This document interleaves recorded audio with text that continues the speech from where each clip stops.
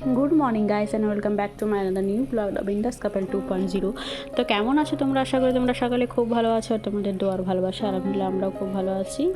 তো আজকে আবার একটা নতুন ব্লগে তোমাদের সামনে এসে হাজির। ভিডিও দিতে অনেকটাই লেট হচ্ছে, তো একটু লেট করে অবশ্য ভিডিও পোস্ট করছি। তো আশা করি তোমরা সকালে খুব ভালো আছো।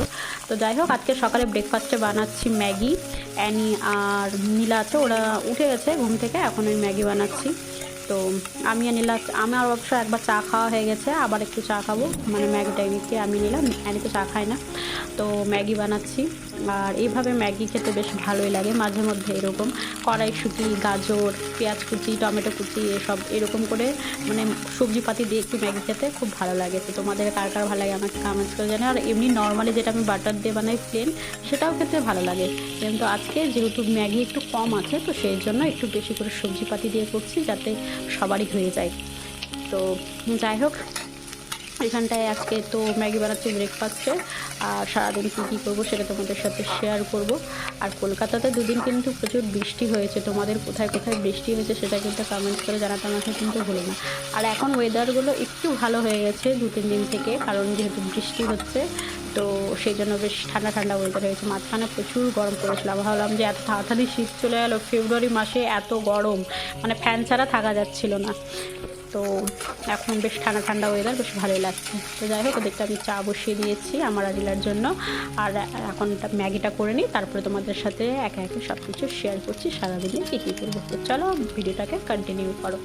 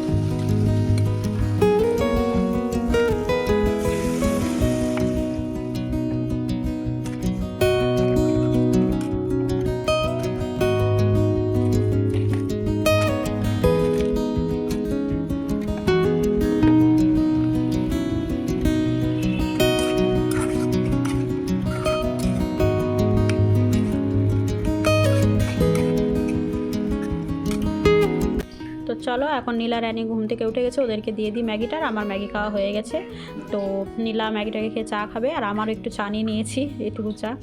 তো চলো চাটা খেয়ে নিই, তারপর আজকে সারাদিনে কী কী রান্না করব সেটা তোমাদের সাথে শেয়ার করব। বেশি কিছু রান্না করব না, কম সময় রান্না করব। তো আর আজকে এমনিতে নীলা আর অ্যানি চলে যাবে, মানে অ্যানি যাবে নীলার কাছে। তো যাই হোক, এখন আমাদের ব্রেকফাস্ট তো অনেক আগেই করা হয়ে গেছে, এখন একটু মশলাপাতি করলাম, আর রসুন আদা পেস্ট করবো। আর এখন রসুনের দামটা একটু কম হয়েছে জানো, এখানটায় রসুন ছিল 400 টাকা কেজি, এই মানে কয়েকদিন থেকে রসুন 100 টাকা কেজি হয়েছে। তো কী আর বলবো, রসুন ছিল এতদিনে 400 টাকা করে কেজি, প্রচুর দাম। আর এমনিতে সব সবজিপাতিগুলোর দাম এখন একটু কম হয়েছে আগের তুলনায়। তো চলো মশলাগুলো পেস্ট করে নিই। আর এখন আজকে আমি একটু গরম মশলাও পেস্ট করব, কারণ এভাবে গরম মশলা পেস্ট করে না দিলে পরে টেস্ট বেশ ভালো হয় মাংস টাংসতে। তো সব নিয়ে নিয়েছি, ছোটো এলাচ, বড় এলাচ, দারচিনি, তারপরে জিরে, ধনে আর কয়েকটা শুকনো লঙ্কাও দিয়েছি। তো এখন এগুলো পেস্ট করে নিই, আর টেস্ট করে তারপরে মাংস রান্না করব, মাংস মানে চিকেন রান্না করব। তো চলো, এখন হয়ে গেছে আমার পেস্টটা, আদা রসুনের পেস্টটা করে নিয়েছি। কিছুটা স্টোর করে রাখবো, একটু বেশি করেই করি, আর যেহেতু একটু আদা কম ছিল বলে কম করেই করলাম, নাহলে আর বেশি করে করে রেখে দিই আমি, মানে পুরো 1 সপ্তাহ রসুন পেস্ট করে রেখে দিই, আদা রসুন পেস্ট। আর এখানটায় আমার গরম মশলারও পেস্ট হয়ে গেছে। তো সবগুলো এখন আমি স্টোর করে রেখে দেবো 1 সপ্তাহের জন্য। আর যারা যারা এই পর্যন্ত ভিডিওটা দেখে নিয়েছে অবশ্যই কিন্তু একটা লাইক করে দিও, লাইক করতে কিন্তু একদমই ভুলবে না। আর আমার চ্যানেলে নতুন কোনো সদস্য ভিজিট করে থাকলে অবশ্যই চ্যানেলটাকে সাবস্ক্রাইব করে আমার পাশে থাকতে পারো। আশা করি তোমাদের আমার ভিডিও দেখতে খুব ভালো লাগবে। তো চলো আজকে রান্নাবান্না এখন শুরু করা যাক, নাহলে পরে দেরি হয়ে যাবে। আর আজকে যেহেতু ওরা বিকেলে চলে যাবে, তো মনটা একটু খারাপও করছে, বাচ্চাটা চলে যাবে আজকে। তো চলো, ওর জন্য আজকে ডিম রান্না করব। তো অবশ্য নীলা বলছে ও নাকি চিকেন আর আলু খায়, তো দেখি ওকেই জিজ্ঞেস করবো অ্যানিকে, ও যদি বলে যে ডিমের তরকারি আলাদা করে করতে তাহলে আমি ওকে করে দেবো। আর নাহলে এমনি আলু ক্যাপসিকাম ভাজাও করব, ওটাও ভালোবাসে, মানে ভালো খায় অ্যানি, তো সেটা করে দেবো ওর জন্য। আর ও যদি চিকেন আর আলু খায় তাহলে আলাদা করে ডিমের তরকারি করব না। হ্যাঁ, ও যদি রাতে থাকতো তখন আমি করতাম। তো যাই হোক, এখন মাংসটাকে বসিয়ে দিলাম। আর এই তো এভাবে মাখিয়ে করলে পরে বেশ ভালো লাগে, মানে টেস্ট এরকম আমার বেশি ভালো লাগে এভাবে মাখিয়ে মাংস রান্না করলে। আর যদি তোমার কাছে মানে পুরনো যদি চিকেন থাকে, মানে একদিন আগেকার, তখন আমি চিকেনটাকে কষিয়ে রান্না করি, মানে পেঁয়াজ দিয়ে ভালো করে লাল লাল করে ভেজে তারপরে রান্না করি, তাহলে মানে বাসি চিকেনের গন্ধটা থাকে না। আর যখন ফ্রেশ চিকেন থাকে তখন এইভাবে আমি মাখিয়ে করি, খেতে বেশ টেস্টি লাগে। তো তোমাদের কোন চিকেনটা খেতে বেশি ভালো লাগে আমাকে কমেন্টস করে জানিয়ে, এভাবে মাখিয়ে খেতে ভালো লাগে নাকি আগে পেঁয়াজ দিয়ে ফ্রাই করে চিকেন খেতে বেশি ভালো লাগে, অবশ্যই আমাকে কিন্তু জানিয়ে। তো চলো এখন ভালো করে মাখিয়ে নিলাম, কিছুক্ষণ এটাকে রেখে আধ ঘন্টার মতো, তারপর এটাকে রান্না করব। তো চলো ব্লগটা দেখতে থাকো তোমরা। এটাতে যদি একটু দই দিতাম তাহলে আরও টেস্টি হতো। তো যাই হোক, আমার কাছে এখন দই নেই, থাকলে পর অবশ্যই দিতাম, খেতে কিন্তু অন্যরকম টেস্ট হতো দই দিলে। আর সামনে তো রোজা চলে আসছে, তো সবার প্রস্তুতি কে কত দূর কী করলে অবশ্যই জানিও, তোমাদের ভিডিও অবশ্যই আমি দেখবো। এখন যেহেতু আমি খুব একটা সবার ভিডিও দেখতে পাচ্ছি না, কারণ আমি আবার ভাবছি যে আবার কার ভিডিও দেখবো না। আর আমি নিজের ভিডিও পোস্ট করি না, এখন আমি আবার আরেকজনের ভিডিও দেবো, আরেকজনের দেখবো, তো সেটা ভাববে যে অন্যজনের দেখছে আমার দেখছে না, সেই জন্য এখন ভিডিও অনেকের দেখা কম করে দিয়েছি। কিন্তু মানে মাঝে মাঝে দেখি, সবারই ভিডিও দেখা আর হয় না, কমপ্লিট করা হয় না। কিন্তু রোজার সবাই কে কী প্রস্তুতি করেছো, কত দূরে এগুলো তোমাদের কাজ অবশ্যই তোমরা জানিও, কারণ সামনে তার কয়েকদিন পর থেকেই রোজা, মানে 2 তারিখ থেকেই তো রোজা। তো সবারই মনে হয় সব কিছু মানে রেডি করে নিয়েছো তোমরা। আমরাও শুরু করব, আমাদের এখনও শুরু করিনি, তবে ঘরটর এমনি পর্দা টর্দা সব ধোয়া হয়ে গেছে, কিন্তু এই ঘরটরগুলো একটু ভালো করে ঝেড়ে টেড়ে নিতে হবে, না হলে পরে একটু চাপ হবে রোজার সময়। তো দেখি সব কিছু পরিষ্কার করতে হবে, ফ্রিজ ট্রিজ পরিষ্কার করতে হবে, সব থেকে মেন জিনিস আমার বেলকানিটা পরিষ্কার করতে হবে। বেলকানিটা আমি পরিষ্কার করেছিলাম সবে বেড়াতের আগে করেছিলাম, মানে খুব ভালোভাবে ডিপ ক্লিনিংভাবে করিনি, কারণ গাছগুলো না কেমন মানে পাতাগুলো শুকিয়ে গেছে।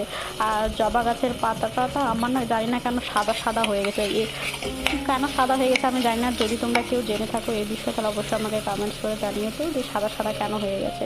তো দেখি যেদিন দানিশের ছুটি থাকবে সেদিনই দুজন মিলে একসাথে মানে আমাকে বেলকানিটা ভালো করে পরিষ্কার করতে হবে। সো গাইস, আমাদের রান্না বান্না কমপ্লিট হয়ে গেছে। আর আজকে রান্না কি করেছি তোমাদের এখানটা করেছি আলু ক্যাপসিকাম ভাজা, অ্যানির ফেভারিট। আর এখানটা ডিম সেদ্ধ করছি, ওকে বললাম, তো বলছে না তরকারি খাবো না, আমি চিকেনের আলু খেয়ে নিই। তো সেই জন্য চিকেনে বড় করে আলু দিয়েছি, সেটা দিয়ে খেয়ে নেবে। বেগুন ভাজা আর এসবই রান্না করেছি। তো চলো, আর এমনিতে লাইট নেই বলে অন্ধকার লাগছে। Good evening guys. এই তো খাওয়া দাওয়ার পরে আমরা এখন রেস্ট করছিলাম সবাই আর মুভি দেখছিলাম। তো এখন সবাই নিজের ফোন দেখতে শুরু করেছে, আর এদিকটা কুচকিটা নেল পলিশ করছে।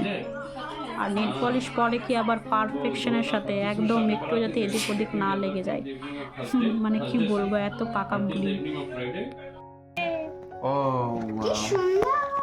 घुसा क्यों दे रहे हो उसके अंदर? थोड़ा ऊपर करो। ও ভাই আম থেকে একটু করে দিয়েছে भाई ভাইয়া এই নাও বার্থডে কাল কাইট ফেলে চলো কাটো বার্থডে আছে বার্থডে 10 দিন পর খালি happy Happy birthday birthday to to you. you। Mummy आप আরে কাটো দাদি ফ্রোজেন হয়ে দাঁড়া, এই ঠান্ডা আছে না ওই জন্য আমার শক্ত হয়ে গেছে। হ্যাঁ বলতে দে নাকি, দাঁড়া একটু পরে বন্ধ করো।